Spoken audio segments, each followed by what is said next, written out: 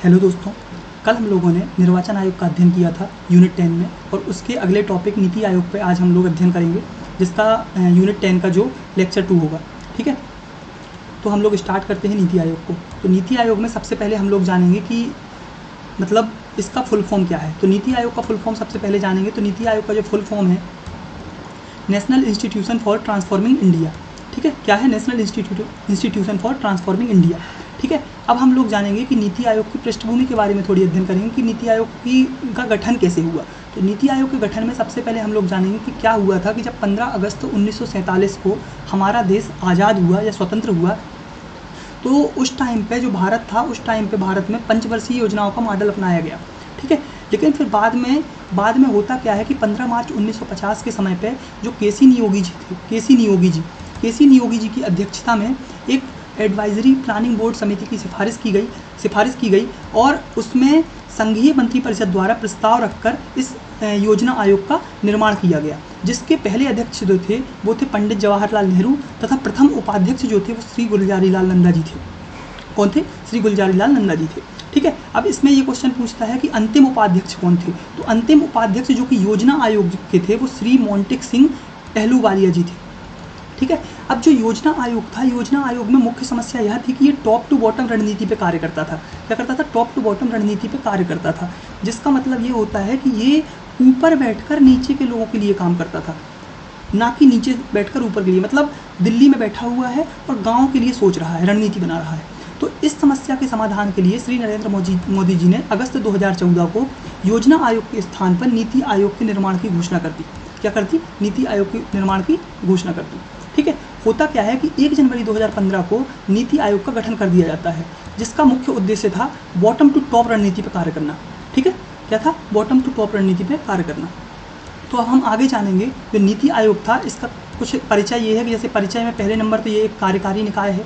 क्या है? एक कार्यकारी निकाय है, जिसका गठन 1 जनवरी 2015 को हुआ है, जिसका मुख्यालय नई दिल्ली में है, तथा यह इसका मुख्य उद्देश्य ये याद रखना है कि इसका मुख्य उद्देश्य है जो सहकारी संघवाद है उसके ऊपर काम करना, मतलब सबका साथ सबका विकास वाला केस है। ठीक है, फिर इसके आगे हम आज जानेंगे कि नीति आयोग जो है उसका नोडल मंत्रालय कौन सा है। तो नोडल मंत्रालय है योजना मंत्रालय, जिसके मंत्री हैं श्री राव इंद्रजीत जी। ठीक है, कौन है? श्री राव इंद्रजीत जी।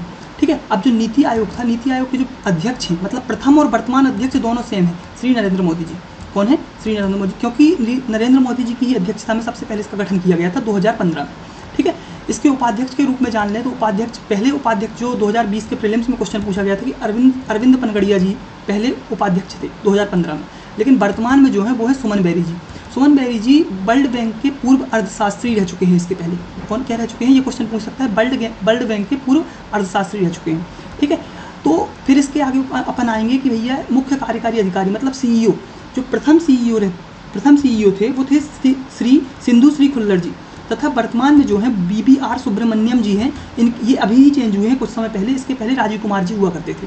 ठीक है, अब इसके आगे हम लोग जानेंगे कि नीति आयोग की संरचना में क्या क्या दिया गया है। ठीक है, संरचना में सबसे पहली चीज़ तो इसमें ये दी गई है कि एक पूर्णकालिक ढांचा होता है, दूसरा होता है एक शासी परिषद होता है, तीसरा होता है क्षेत्रीय परिषद, चौथा होता है विशिष्ट आमंत्रित सदस्य, मतलब जो विशिष्ट आमंत्रित होते हैं। तो जो पूर्णकालिक ढांचा होता है, पूर्णकालिक ढांचा में पहले व्यक्ति होते हैं अध्यक्ष, जो कि श्री माननीय प्रधानमंत्री जी होते हैं।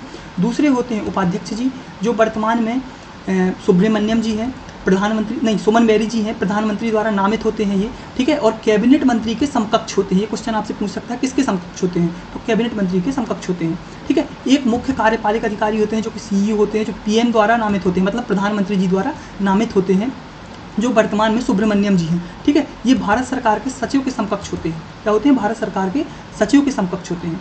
ठीक है, इसमें 4 पूर्णकालिक सदस्य होते हैं तथा 4 पदेन सदस्य होते हैं। ठीक है, जो पूर्णकालिक सदस्य होते हैं वो राज्य मंत्री के समकक्ष होते हैं, और जो 4 पदेन सदस्य होते हैं वो केंद्रीय कैबिनेट मंत्री के समक्ष होते हैं। ठीक है, 2 अंशकालिक सदस्य होते हैं जो विद्यालयों और अनुसंधान क्षेत्र से आए होते हैं। ठीक है, ये हमने जान लिया। तो अब हम लोग थोड़ी इनके बारे में नाम जान लेते हैं कि जो 4 पूर्णकालिक सदस्य हैं वो कौन कौन हैं। तो पहले नंबर तो DRDO के मतलब पूर्व चीफ जो हैं BK सारस्वत जी, वो पहले हैं। दूसरे रमेश चंद्र जी हैं, जो एग्रीकल्चर एक्सपर्ट हैं। ठीक है, तीसरे डॉक्टर VK पाल मतलब विनोद पॉल। ठीक है, जो पब्लिक हेल्थ एक्सपर्ट हैं।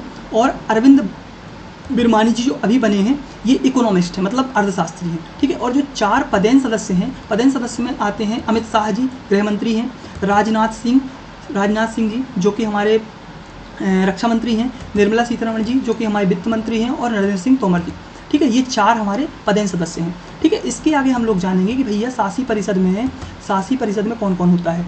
तो शासी परिषद में जो होता है इसमें हमारे राज्यों के सभी सीएम होते हैं और लेफ्टिनेंट गवर्नर होते हैं।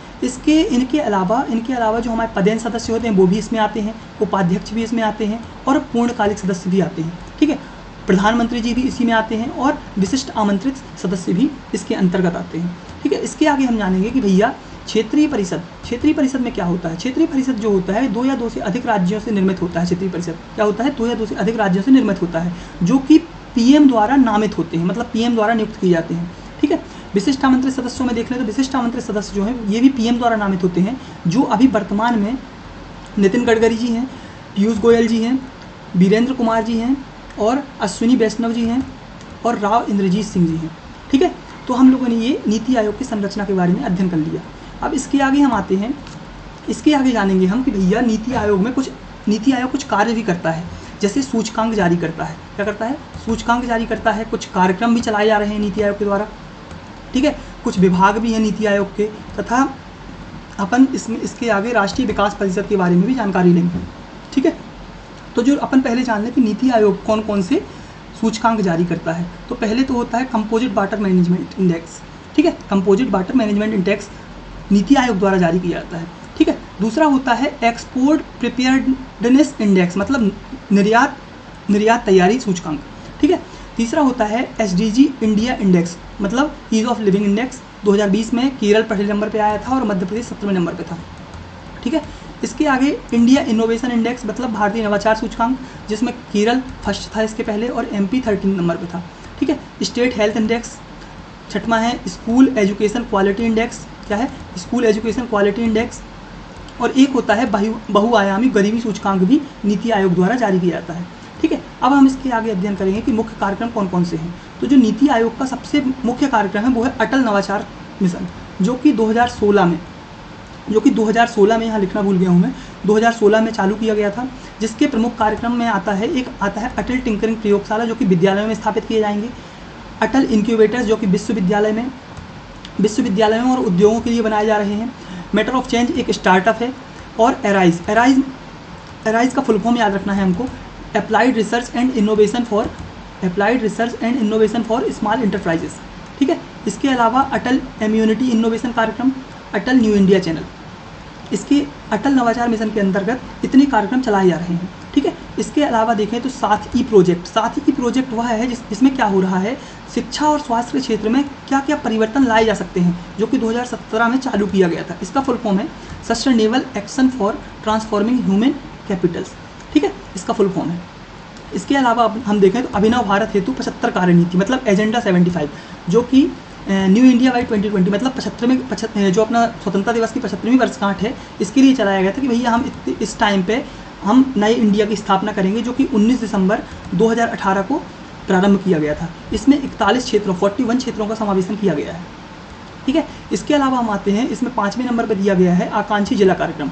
आकांक्षी जिला कार्यक्रम जो चलाया गया है 2018 से चलाया गया है। इसमें ऐसा है कि आकांक्षी जिला कार्यक्रम में है क्या कि जो खराब हैं, मतलब जो सामाजिक और आर्थिक दृष्टि से पिछड़े हुए 112 जिले हैं उनके लिए चलाया गया था, जिसके अंतर्गत मध्य प्रदेश के 8 जिलों को भी सम्मिलित किया गया। मध्य प्रदेश के 8 जिले कौन कौन से हैं, बड़वानी है, विदिशा है, सिंगरौली है, खंडवा है, छतरपुर है, गुना है, दमोह है और राजगढ़ है, ठीक है। इसके आगे आगे आते हैं तो नीति आयोग द्वारा एक vision strategy and action plan चलाया गया था, जो कि 2017 में प्रारंभ किया गया था। जो आकांक्षी जिला कार्यक्रम है वो 2018 में प्रारंभ किया गया था, ठीक है। विजन, स्ट्रेटेजी व एक्शन, तो इसमें ये था कि एक्शन हम 3 वर्षों तक लेंगे, ठीक है। इसके बाद हम स्ट्रेटेजी जो बनाएंगे वो 7 वर्षों तक बनाएंगे, और जो विजन होगा हमारा 15 वर्ष का विजन है। इसमें हुआ क्या था, जो पंचवर्षीय योजना चल रही थी, 12वीं पंचवर्षीय योजना, इसके स्थान पर ये 15 सालों का एक स्ट्रेटेजी विजन लाया गया था, ठीक है। इसके अलावा हम जान लें कि भैया नीति आयोग में कुछ संबंधित विभाग भी हैं नीति आयोग से संबंधित, मतलब एक विभाग है विकास निगरानी व मूल्यांकन कार्यक्रम, ठीक है, जो कि दिल्ली में स्थापित है, ठीक है। एक है राष्ट्रीय श्रम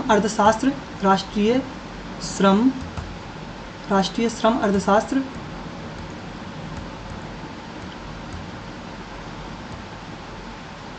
राष्ट्रीय श्रम अर्थशास्त्र एवं विकास संस्थान। ठीक है, इसके अलावा हम लोग को जानना है कि भैया नीति आयोग में कुछ शाखाएं स्थापित की गई थी। 3 शाखाएं थी नीति आयोग की। एक पहली थी शोध शाखा, दूसरी थी टीम इंडिया शाखा और तीसरी थी ज्ञान व नवाचार शाखा। ठीक है, तो ये हमारा नीति आयोग पूर्ण रूप से कंप्लीट हो गया। यहाँ पे हमने लेक्चर 2 भी कंप्लीट कर लिया है, नीति आयोग को एक लेक्चर में ख़त्म कर लिया है। ठीक है, इसके आगे हम देखते हैं कि नेक्स्ट लेक्चर में कौन सा आयोग लेके आएंगे। चलिए साथियों, धन्यवाद।